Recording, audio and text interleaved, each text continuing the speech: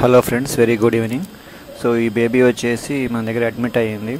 So baby వచ్చేసి ఇనీషియల్గా respiratory డిస్ట్రెస్తో admit అయ్యింది, ప్లస్ బర్త్ అస్ఫిక్సియా కూడా ఉంది బేబీ అయితే.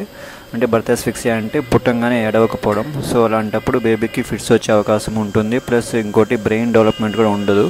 సో ఇలాంటి బేబీస్ కొద్దిగా సర్వైవ్ అయ్యే ఛాన్సెస్ కొద్దిగా తక్కువ ఉంటారు. సో వీళ్ళకి ఏంటంటే బ్రెయిన్ అనేది కంప్లీట్గా డ్యామేజ్ అయిపోతూ ఉంటుంది.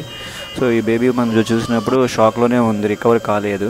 సో ఇమీడియట్గా బేబీని చూశాను, ఐడెంటిఫై చేసి ఇంకా ఇమీడియట్గా ఇంటిబేట్ చేసి బేబీని అయితే మనం వెంటిలేటర్ పెట్టాము. బట్ అయినా కానీ బేబీ ఐనోట్రోప్స్ పెట్టినా కానీ అంత కలర్ అయితే ఇంప్రూవ్ కావట్లేదు.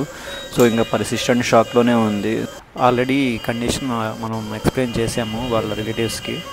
సో బేబీ అయితే కొద్దిగా ఇబ్బందిగానే ఉంది, బట్ కలర్ అయితే ఏమి ఇంప్రూవ్ కావట్లేదు, బట్ షాక్లోనే ఉంది.